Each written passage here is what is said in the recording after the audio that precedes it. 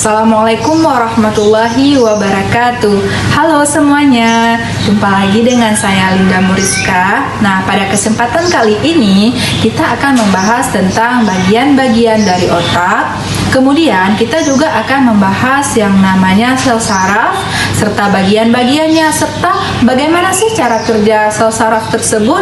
Nah, terakhir kita akan membahas tentang gangguan-gangguan yang ada pada sistem saraf pada manusia. Sistem saraf ini dipelajari pada jenjang SMA, tepatnya pada kelas 11. Kemudian, indikator dalam kita mempelajari sistem saraf, khusus pada video kali ini, adalah ada 3. Yang pertama ada menganalisis bagian-bagian dari otak dan fungsinya masing-masing. Kemudian, menganalisis mekanisme proses penghantaran impuls pada sel saraf, dan yang terakhir, menganalisis gangguan-gangguan yang terjadi pada sistem saraf. Nah, semoga video ini bisa membuat pemahaman terhadap siswa terhadap 3 analisis indikator tersebut. Yang paling kompleks dalam tubuh manusia.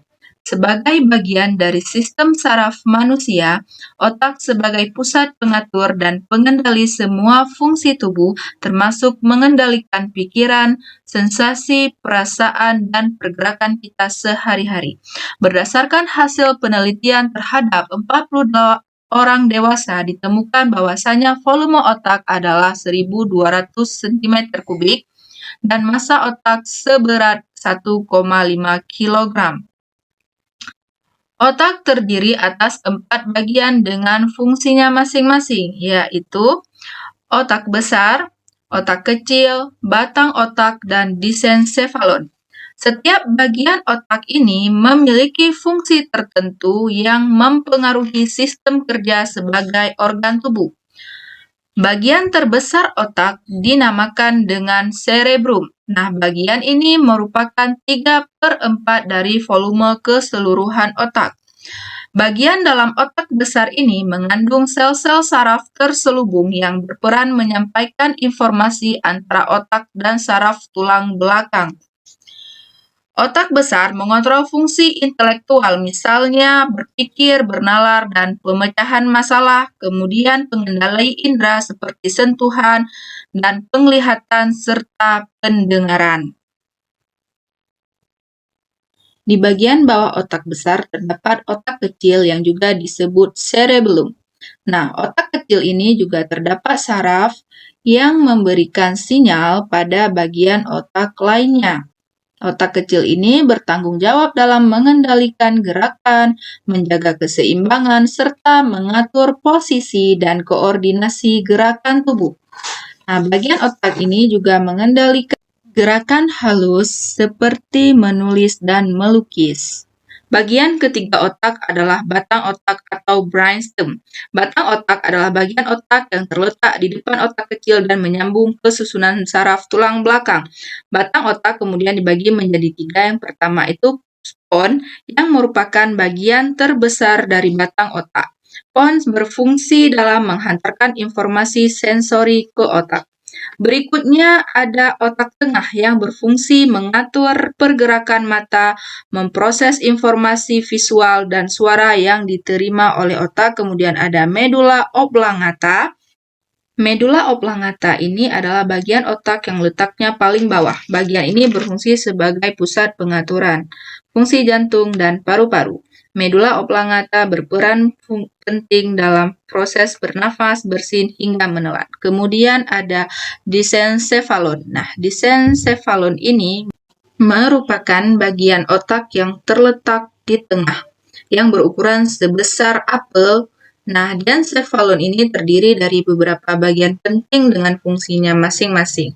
Bagian yang pertama adalah talamus, berfungsi sebagai pemancar informasi yang datang dari seluruh sistem saraf tubuh. Kemudian ada hipotalamus, berfungsi mengendalikan suhu tubuh, sistem reproduksi, tekanan darah, emosi, nafsu makan, pola tidur, dan produksi hormon. Kemudian ada kelenjar pituitari yang mengatur dan merangsang kelenjar lain untuk bekerja. Keempat bagian otak ini yaitu diencephalon, batang otak, otak kecil, dan otak besar bekerja sama dengan saraf tulang belakang sebagai pusat kendali tubuh dan menyusun sistem saraf pusat. Sistem saraf inilah yang kemudian bekerja dengan sistem saraf tepi untuk memberi kemampuan manusia dalam melakukan berbagai aktivitas seperti belanja, berbicara, bernafas, hingga makan beserta minum. Apa itu sel saraf atau neuron? Kita semua tahu bahwa sel saraf adalah yang menghantarkan impuls listrik ke seluruh tubuh kita. Otak kita terdiri dari 86 miliar sel saraf yang bekerja sama dalam menerima maupun menghantarkan impuls antara otak dan seluruh bagian tubuh. Tapi sebenarnya bagaimana sih cara kerjanya? Nah, kita akan membahasnya sekarang. Nah, pertama-tama kita harus tahu dulu dengan strukturnya terlebih dahulu. Yang pertama itu ada yang namanya akson. Bagian akson ini bertanggung jawab dalam transmisi impuls listrik dari sel satu ke sel saraf lainnya. Nah, sehingga berujung kepada organ ataupun efektornya. Kemudian ada dendrit yang merupakan struktur dalam menerima impuls dari sel saraf lainnya, dari organ maupun dari otak kita. Nah, impuls listrik ini akan bergerak dari dendrit melalui badan sel yang struktur lain dari sel saraf yang berisi nukleus, suatu organel yang berisi material genetik yang mengatur pertumbuhan dan perkembangan dari sel saraf. Selain itu, ada banyak sel saraf yang memiliki struktur bernama selubung mielin yang membantu dalam kecepatan konduksi impuls listrik yang melewati sel saraf. Nah, konduksi listrik kita itu sampai dengan 120 MPS loh. Sekarang kita sudah tahu dengan strukturnya, jadi bagaimana hal itu bisa bekerja? Seperti bagaimana sih cara kita bisa menggerakkan jempol kita? Awal, melalui suatu mekanisme yang kompleks, otak kita membentuk sesuatu yang bernama potensial aksi dan meneruskannya sepanjang saraf yang bertanggung jawab untuk menggerakkan jempol. Di dalam saraf ada beberapa kabel, di dalam kabel-kabel ini terletak sel saraf. Di antara satu sel saraf ke sel saraf berikutnya ada celah yang dinamakan dengan sinap. Jadi, potensial aksi yang merupakan si listrik akan diterima oleh dendrit di sel saraf pertama, diteruskan melalui tubuh dan mencapai dengan akson. Di beberapa neuron atau sel saraf pertama ada sesuatu yang namanya neuron transmitter. Nah, suatu zat kimia yang berperan dalam konduksi listrik dari satu sel saraf ke sel saraf berikutnya. Nah, neuron transmitter ini akan dilepaskan ke sinap dan akan menghasilkan satu potensial aksi dari sel saraf kedua. Di sini listrik tersebut akan dioper dari satu sel saraf ke sel saraf berikutnya sehingga kita bisa menggerakkan jempol kita. Gangguan pada sistem saraf dapat disebabkan oleh beberapa faktor seperti kecelakaan, infeksi kuman, kekurangan nutrisi, faktor genetik, dan sebagainya. Ada beberapa gangguan pada sistem saraf. Yang pertama itu ada sakit kepala. Nah, sakit kepala ini merupakan gangguan saraf yang dialami oleh banyak orang. Saraf ini menyebabkan penderita mengalami sakit di bagian kepala atau berupa pusing dan pening. Nah, kemudian ada migrain. Migrain atau sakit kepala sebelah merupakan kondisi medis ditandai dengan munculnya rasa sakit salah satu bagian kepala kiri ataupun kanan. Kemudian ada amnesia, kondisi medis yang ditandai dengan ketidakmampuan penderita untuk mengenali kejadian atau mengingat apa yang terjadi dalam suatu periode tertentu di masa lampau akibat guncangan batin atau karena cedera otak. Nah, kemudian ada stroke. Nah, stroke ini kondisi medis berupa kerusakan otak yang terjadi akibat pecahnya pembuluh darah di otak. Nah, pembuluh darah di otak ini pecah karena adanya penyumbatan yang menghalangi aliran darah atau emboli.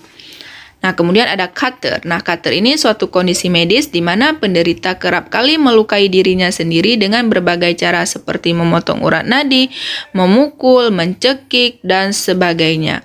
Kemudian ada meningitis. Nah, gangguan saraf yang terjadi karena meninges atau membran pelindung otak mengalami peradangan akibat infeksi virus, luka fisik, kanker, atau obat-obat tertentu. Kemudian ada poliomyelitis. Nah, penyakit saraf yang disebabkan oleh infeksi virus yang menyerang neuron motoris, sistem saraf pusat, yaitu pada otak dan medula spinalis kita.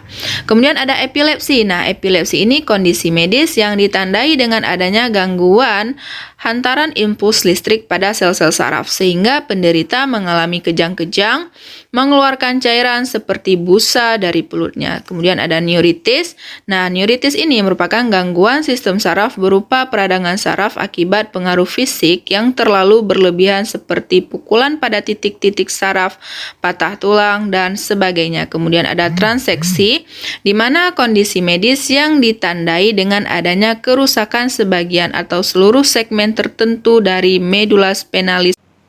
Thank you for watching.